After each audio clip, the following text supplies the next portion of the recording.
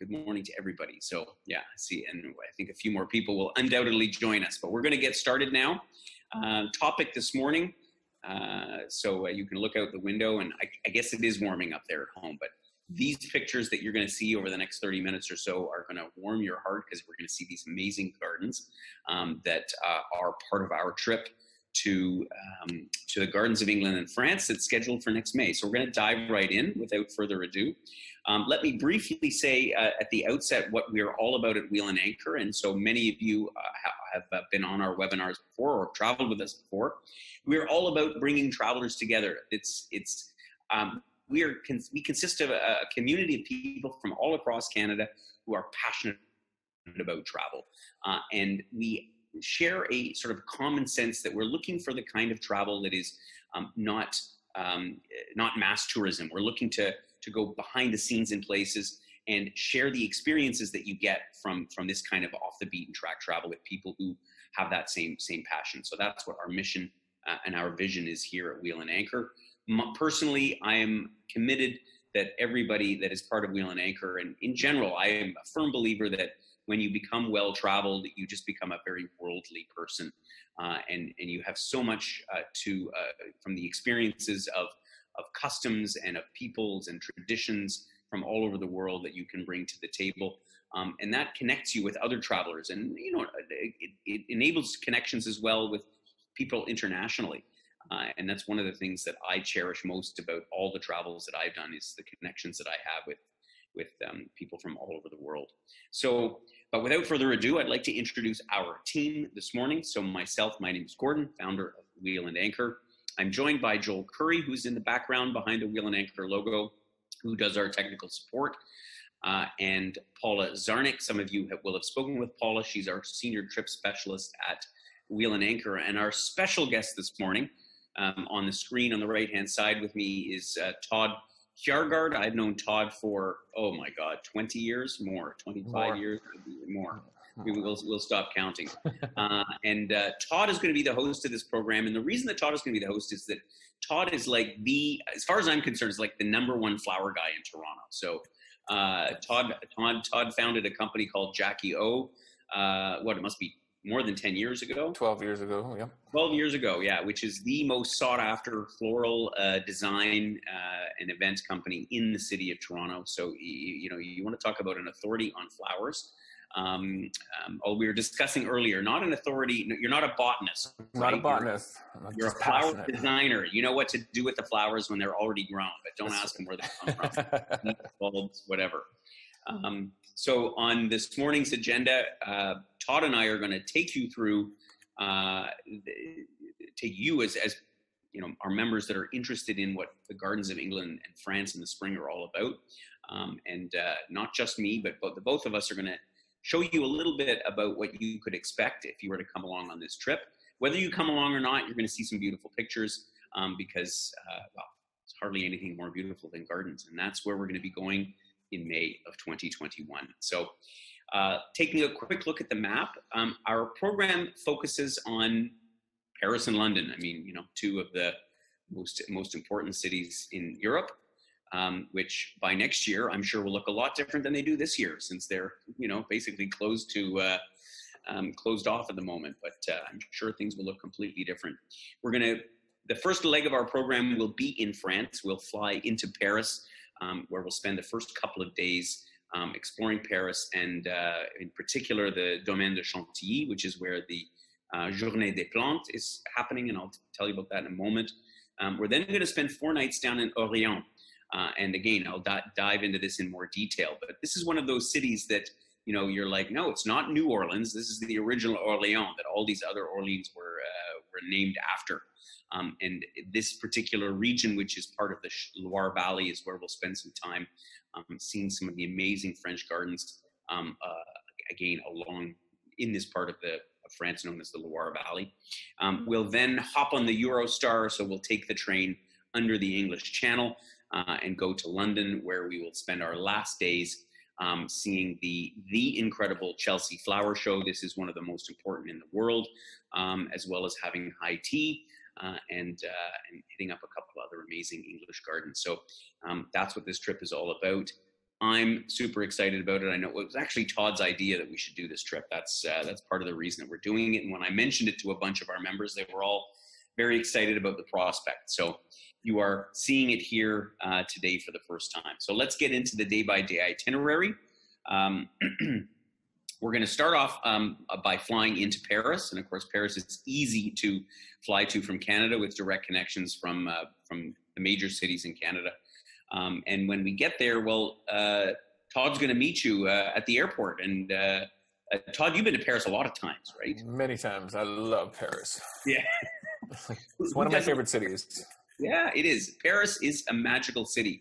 Well, they call it the City of Lights.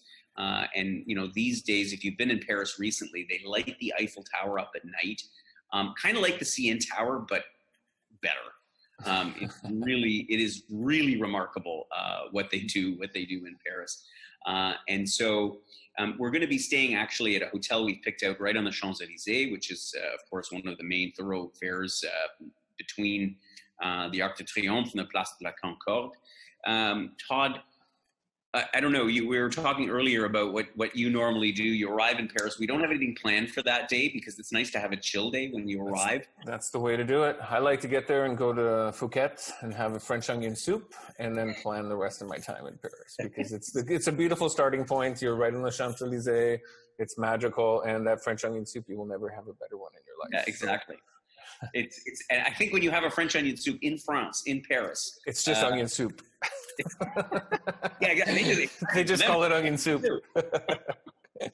Anyway, so but there is some leisure time in Paris, and I think no matter if you've been to Paris, the same thing. I've been to Paris. I couldn't even count how many times, but there's always something to discover and explore just by wandering around. And so there's some time on this day that we arrive. I mean, you'd be a little tired from jet lag, but from this central location, there's so many places, so many things you can take in. And Todd, again, having been there, you've been there so many times, you'll point the way. And part of the fun is just kind of winging it, and wandering around. So after our first evening in Paris, we're going to get right underway to go and start our tour of the gardens. And we're going to start right in the heart of Paris. Just down the road, actually, from the Champs-Élysées and our hotel at Les Tuileries, which are the gardens that are between Place de la Concorde and the Louvre. I don't know about you, Todd, but I mean, you know, it's sometimes when you go to Paris, Paris has tons of amazing gardens, and you know, some of them have a lot of flowers in them. But when you stand just like in a location like this, opposite the Louvre, and you know, these magnificent gardens, but the architecture that's around, I mean, it's mesmerizing.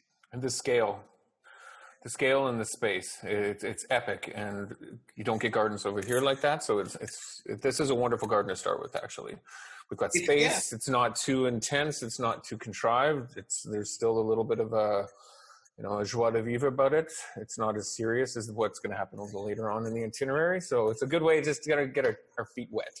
Exactly, and that's you know, this is one of those gardens that often you'll overlook because, of course, you come to Paris and it's like, oh my God, I've got to go to the Louvre, and I've got to go to Notre Dame, and you've got to see all these things. So you tend to rush by it. But if you actually stop and take it in the context of everything else that it's around, I mean, it's brilliant. So we'll spend the morning wandering around here. We're also going to visit a couple of flower markets, and I wanted to make this not just about all these formal gardens that you go and see. And then you're like, well, right, I can never make that at home. Like, but when you go to these flower markets, in particular the so-called Marché aux Fleurs on the Ile de la Cité, that's the little island that's in the Seine River. And they actually named this market after Queen Elizabeth II. When you go to a flower market, I mean, you buy a lot of flowers, Todd. So how do you look at a flower market? And, you know, if you were going through here showing our members around, first of all, I would look for seasonality and locality first. So what's growing local, what's in season, because you're going to have the most abundant amount of those blooms. And at that time of year, we're working with the spring palette. So you're going to have everything from the tulips to every other flower we're going to see on the trip. And what's the purpose for it? So I think we need a few flowers in our room. So grabbing a little nosegay or something with just a small clutch of flowers, just to have in the hotel room would be lovely. I think I might do that the first day we get there. So, but there are little flower stalls all over the city of Paris too. So the options are unlimited actually. And so we're going to see a couple of those markets again, just because it's great to go and be able to, see all the varieties of flowers that a lot of them we don't get at home, and some of them we do, but, you of course, unfortunately can't bring flowers legally back home because they're not allowed to bring, bulbs and all the rest of that kind of stuff. But at least you can get the inspiration for it. So the rest of our first day will be at leisure. Again, for those of you that have traveled with me before, we know that, this itinerary is relatively busy, but we've tried to leave in enough time that you can just do a bit of things on your own. And even if it's not garden related, we're not going to hold it against you. The next day will be one of the many highlights in terms of exhibitions on the trip. We're going to head up to Domaine de Chantilly. This is one of these castles that, most people when they go to Paris, even if you spend 3 or 4 days, you never really leave Paris proper. The furthest you might get away is Versailles. But this is one of these places that most people don't get to up at Chantilly. And the reason that we're going up here, not just because it is in a magnificent castle, but they have the Journée des Plantes, so the plant days. The French term for it, of course, is far more romantic. And this is known as I read that it was termed the Cannes, it's the equivalent to the Cannes Festival, but for florists. So, Todd, what is something like this all about? I don't go to a lot of these kind of flower shows, but. So this one, well, basically that part of the show is where all of the major floral nurseries, growers, botanists from all over Europe gather and they put on their show of all their new products that they have. There's a lot of classics, but there's a lot of new stuff as well. So they're continually innovating and coming up with new hybrids, new color schemes, new variegation of colors in the petals. It's a magical place. And other than the Chelsea Flower Show, that's probably the two best place to see the new things that are coming up from the different gardeners and nurseries. As well as that, there are the 3 different gardens there on the site that we're going to be visiting as well, that go from 17th, 18th, and 19th centuries. So we've got that as an option. And also inside the chateau is the second largest collection of historical paintings after the Louvre. So the collector that started the Domaine de Chantilly, he was a very passionate collector of old art, and this is a wonderful way to see it if we have time as well. But we're going to spend the whole day there, but between seeing these 200 odd exhibits of flowers, and it goes just beyond, I think, the flowers too, because I was seeing that, they talk about the fragrance, because of course you get perfume and stuff from flowers. And so they talk about fragrances, like there's so many nuances to what is on display that it's not just a flower show. Nope, it's a full spectrum experience from the beginning to the end of a flower. So yes, it's exciting. This one is very exciting. It is. When you added this into the itinerary, I go, okay. Yeah. Well, because we wanted to, again, the Chelsea Flower Show is kind of the thing that brought this all together, and it just so happened we lucked out that these 3 events are happening sort of back to back. So anyway, we'll head out of Paris then the next day. And make our way down to Orléans, which is about 100 kilometers south of Paris, again, in the upper Loire Valley. And Orléans itself, a magnificent city. France is full of magnificent cities. And I know it's really always, I find kind of funny because, most people head for Paris, maybe Lyon, maybe Bordeaux, and, a few other, or Nice, of course. But, this is one of these places that you may not get to. And it is truly worth seeing, irrespective of all the flowers and stuff that we're going to see along there. How many nights are we staying there? 3? We're staying 4 nights in Orléans. Okay. So because there's so much to see, and as we're going to talk about in a second, we're going to spend 2 days just on the route of the irises. But when we arrive into Orléans in the afternoon, we're already going to head for one of their famous parks, Parc La Source, which is where it's known for the bearded irises. And you were saying, Todd, that's one of your actually favorite. That's one of my favorites. That one and the Harlequin blue flag irises. Those are my two favorites. But the bearded is the largest part of the iris family as well. And for those of you who don't know, well, I'm getting ahead of myself. I'll wait till you get there, Gord. Okay, wait till we get to the afternoon. So we'll arrive in Orléans, and again, we'll have some time to just take in the city a bit, because you will be very, very taken by the city, and you'll be like, why didn't I come here before? It's because you didn't think of it before. Our first day out from Orléans, we head to Champigny-sur-Veude, and this is where the actual Festival d'Iris et Patrimoine. So it's a heritage and Irish festival that takes place in this little village of Champigny. And so there's sort of two parts to this day.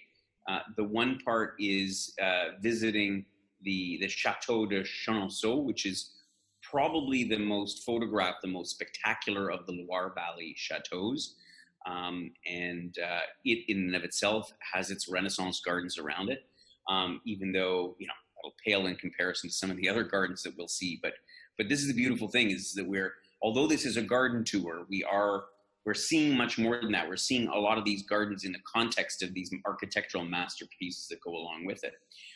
And of course, we're doing wine tasting, because, I couldn't possibly create a tour that didn't have wine tasting in it.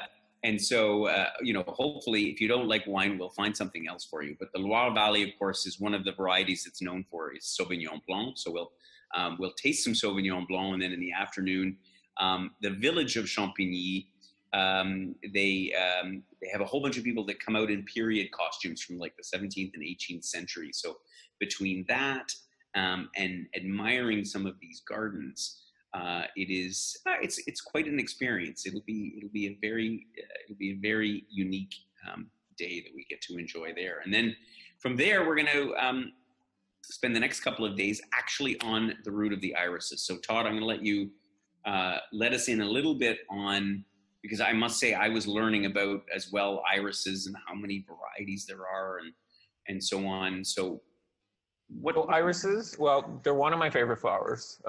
They are happiest in the ground, so we don't use them a lot for cut flower arrangements. However, we do get some of them. We don't have the same selection as cuts as they do as if you were planting them. But there's about 260 to 300 different varieties of irises. Iris actually means, it's the name of the Greek goddess of the rainbow. Iris was her name, and it's also the Greek word for rainbow. So they do come in pretty much every spectrum of color. And as time goes by, the different horticultural societies have crossbred them, and they're just turning into the most wonderful varieties out there. And we are slowly getting more and more of them available to us over here in North America. Yeah, because we don't see tons of irises. Is that a climate it's thing? It's partially a climate. The zones, like, they do grow here. They're just not as prevalent as the little bit further south you go. They become a little bit more in that garden zone, easier to grow. Yeah, it depends on the winter. They could root kill quite easily as well if they're in the ground and we have a very cold winter. So right, and of course they don't have nearly the severe winters that we do. And I know that we're going to go to one of these nurseries that have been growing irises for like 3 generations, and they can do so many interesting things by cross breeding or cross pollinating. To create these different color schemes and all the rest of it. I mean, it's amazing. So we will visit as part of our tour through this area, the Château de VALENÇay, and here we're going to see some more French gardens. I'm not sure that the picture of the gardens here does it justice, but the other interesting thing about the French is that they classify their gardens. They have a designation, much like for wines. If you drink French wines, you may have seen AOC on it, Appellation d'origine contrôlée, which is like our whatever it is in Ontario, VQA or whatever. But of course, the French have had that for a long, long time. But in France, with their gardens, they have gardens that they designate jardins remarquables, so remarkable gardens. And we'll see over these days a number of these designated gardens that that I think are again just sort of the icing on the cake from all of these other spots that we're going to see. Part 2 of our trip around the Iris, we've got like 7 stops. Or no, how many stops are we actually doing on there, Todd? It's 7, isn't it? There's up to 7. Yeah, there's like 7 stops, 7 different nurseries and gardens and parks where we see some of the magnificent, not just irises. Like here in Apremont, you see this wisteria. Yeah, beautiful. And what were you saying to me that these take generations to grow into vines like that, and once they are happy where they are, then they start flowering en masse like that. So it takes a little while to get them happy, but when you do, they go. Amazing. And we'll what about roses? So I understand that one of these gardens that we're going to see has 500 kinds of roses. I didn't even know there were 500 kinds of roses. I just thought there was like red ones. Yep. Well, we may be a little early on that for the year. They do tend to come out with the summer heat a little bit more. But you never know. There might be early varieties that we might be seeing along there too. Yeah, well, in any event, I think we'll have a magnificent couple of days exploring this really picturesque region of France with all the gardens and the irises and everything else. And you'll have a lot of fun because this is wine country, like most of France. Anyway, onward. So after spending the first chunk of our trip here, the first week in France, we are going to make our way to the UK, and we'll head back up to Paris, and we'll have a little bit of time to do some last-minute shopping around Paris before we head to Gare du Nord, the North train station in Paris, where we'll get on the Eurostar. And I know that this may be a highlight for some people as well, as just taking the Eurostar. Of course, you can get to Paris from Paris to London in just under 3 hours under the Channel Tunnel. So it's always exciting. I'm a train buff myself. So whenever I travel between Paris and London, I try to, whenever possible, take the train just because I think it's so neat. And we'll arrive into London at St. Pancras Station, which is also one of my favorite railway stations in London when they restored it and put this massive atrium over the top of it. It is truly, truly magnificent. And we will head over to our hotel, which is in the area of Chelsea, which is, of course, a neighborhood in London. And we'll spend a few days there. And, of course, the first thing that we're going to do is hit the Chelsea Flower Show itself. And so this is we were originally going to name the tour Chelsea Flower Show, but then we added on all these other bits to it. What is this Chelsea Flower Show all about? You were the one this is your idea, so you got to tell me what inspired. Well, this flower show is the penultimate show for most of Europe. Between that and the Journée des Plantes, it's the two most popular shows in Europe. This one's been around, I don't literally know how long, but forever. And it's based around, there's 2 main parts to the show. So it's the main street where they have invited different gardeners to design gardens from scratch. So everything that we're going to be seeing has never been seen before. This is the first time it's ever been done. So they literally create the entire thing foundationally and up from there, from A to Z. So they're different every year. They invite different gardeners every year, and they award different prizes for different categories of garden. So we'll be seeing that, and we'll also be going into the main pavilion where they have similar to the Journée des Plantes, they will have all the growers, all the producers, different greenhouses, that type of horticulturalists, where they've come up with the new hybrids, that type of thing, and they'll be showing them there. And the flower displays, the flower arranging displays, that as well is all in there. So I'm very excited about that myself. That's where we see new things come out, new styles, and we also see some traditional work that, almost like still life paintings, a lot of masterpiece photos, a lot of masterpiece arranging is done there. So we'll be seeing that. And yeah, it's very exciting. It's too bad it's not, sorry. Go ahead. No, I was going to say, so, and do you typically buy flowers there, or is this literally just for inspiration? It's inspiration.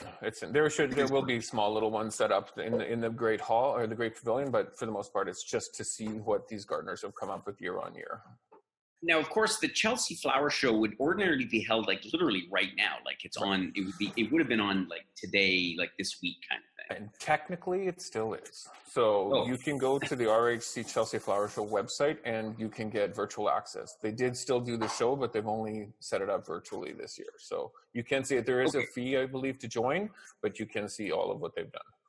So I was having this discussion with Todd a little bit earlier. For those of you that are interested, I do highly recommend go online, check it out. But you don't necessarily have to. If you want to get into their website and see the inside, you have to pay their membership fee. But Todd, you were telling me there's some other way that people can get a sense of what. Correct. On YouTube they have the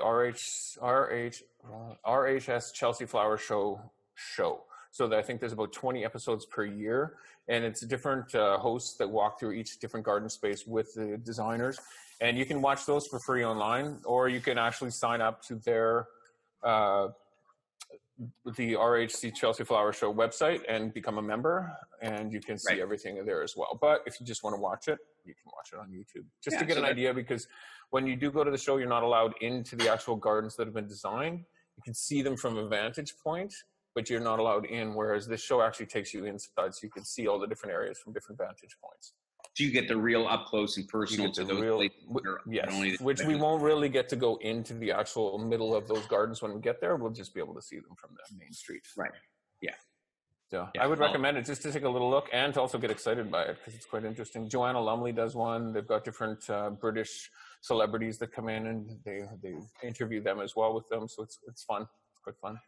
Yeah, well, I think that's a brilliant suggestion. I'm gonna take a look at myself because I wasn't aware of that either. So, so after we'll probably spend the whole day at Chelsea Flower Show. So we'll some part of it you'll sort of wander around and get some commentary by Todd on all these different things that you're going to be seeing, which is going to be so. And then you'll have time to enjoy that on your own. And all in all, that will be truly one of the highlights of the day. The next day, we're giving you the day off because I know that everybody has. I shouldn't say everybody, but most people have some other connection to London, things that they might want to go and do and see. Again, similarly for me, I know that whenever I go to London, I think of the different directions that I want to go to, depending on where I'm staying in town. But Todd has agreed, I talked him into it, to do a little sort of a flower arranging session. And if you ever get the chance to see one of the exhibitions that he puts on in Toronto, they are absolutely mind-boggling. So we won't go anything to that degree, Todd, but you'll at least you'll show the basics of how to put a few flowers together so that they look. Yes, it's fun. They're always fun. We usually have a little glass of bubbly or something with it, and it's just it's a fun way to arrange some pretty colors and scents. A glass of bubbly and arrange some flowers with Todd in the morning for those that wish and don't have other plans. And in the afternoon, I felt we had to include a British tradition, going for high tea. And there are some really fabulous hotels and other tea houses that London is so well known for. We're going to be going to the Lanesborough, which is one of the penultimate high tea experiences in London. There's no dinner planned for this day. So because high tea, in my experiences, you come out of there stuffed to the gills. So it is a ton of fun because there is nothing like the experience of a true British high tea. It is flowers aside, this is a lot of fun. So it's a must. It's a must. It's a must. It's a must. So that will make for a lovely day between arranging some flowers, doing some high tea, and I'm sure that you'll get into lots of other trouble. There'll be one more day of our trip in London, although I can already imagine a lot of folks will perhaps continue on for extra days in London, perhaps take in a show. London is easy. I think it's easy to get around. We're all familiar how it works. But on our last day, we're going to do one more amazing day of gardens down at RHS Garden Wisley. where the Chelsea Flower Show is something that's built up and created new every year. These gardens here at Wisley are really like an institution among English gardens. So we'll spend part of the day here. We're then actually going to go to taste some English wines at lunch. Because, once again, everybody knows that I like to include my wine tasting. And not a lot of people have tried English wines before. I can say that I have. I'm not going to give you my opinion. I would rather you render your own opinion. You're going to have sampled Sauvignon Blanc or other varieties in the Loire Valley. You'll get to try some English wines, and I'll be curious. We should actually arrange, Todd, a blind taste test. That would, yes. I like that idea, actually. We will put that in the program Okay. because you might be surprised, actually, what the British can come up with. And we'll do one final tour of some other gardens in the afternoon before having a farewell dinner, and looking at all the memories of trips that of all the gardens and all the stuff that we've seen along the way. And I think all in all, you guys are going to have a lot of fun on this trip. So from there, it's back to Canada, or perhaps staying on for some extra days to enjoy London or some other part of the UK. So let me round it all out here by giving you just a few of the details about the program. I'll say at the outset that we know we're still in the midst of this pandemic, so we're not anticipating that anybody's going to rush off to book the trip just yet. But we felt that we wanted to at least make everyone aware of this trip. So this program, again, will run from May 12th to the 23rd. So again, we caught the timing just right that we're able to capture all of these festivals and the Chelsea show that happen to fall in close proximity to one another. It's priced at $66.30 Canadian dollars based on double occupancy, and $84.20 single. As with all of our programs, you get pretty much everything on the ground is covered. There's a couple of dinners or a couple of lunches that we've left at leisure, because frankly, when you're in Paris or even in London for that matter, you really have to just wander around and dine out on your own, because that's part of the experience. But apart from that, all the other stuff is included in there. We've got some nice hotels chosen for this, and of course the Eurostar trip between Paris and London. The only thing that's out is airfare, but that is easy either to do on your own, or we're happy to facilitate for you, as well as insurance, which more and more is a critical part of any trip, particularly considering with what's going on now. And just a few other beverages and stuff, but there's not much that isn't included. Airfare should be around $900 to $1,000 if you're coming from the East Coast, maybe a little bit more if you're coming from the West Coast. But again, there's lots of connections available into Paris and out of London. So yes, of course, if you have any questions at all, and we're just about to go into the Q&A session. So if you do have any questions, now is the time to type them in. And I see that Joel is firing me a couple of questions now that have come in during the webinar. But in the meantime, if you think of something later on, please, I'm always thrilled to get your emails or get a phone call from you. Given the time zone that I'm in, it's easier to email me first just to work out a convenient time. Otherwise, just drop me a note and I'll get back in touch with you. So looking at the questions that we've got, first of all, Teresa asked, what's the temperature like in France in the spring? So May is usually already almost summer if you compare it to the weather that we get at home. So my experience of, while April is famous for showers in France, May is more, generally more. Yeah, it's flower season. I mean, the flowers come out in full bloom. So I would say you can expect temperatures easily in the low 20s. In May, it could be cooler as well, but that's usually what it is. Certainly in the teens at night. So it's perfect traveling weather. Similar in London, but you know how the weather is in England. Definitely bring a raincoat. Question for Todd. Have you been to the Chelsea Flower Show before? No, I have not. You have not. Yes, I know. We were talking about this. That's part of the reason. Said that this was supposed to be the year. It was going to be the test run this year. Yeah, exactly.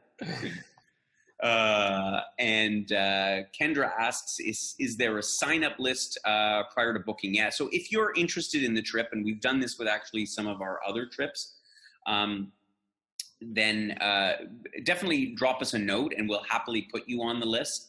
In fact, we've done this with all of our trips for next year. We've said, listen, you know, you don't need to put a deposit down. You don't have to worry about any of that stuff. Just drop us a note, say, hey, I'm interested.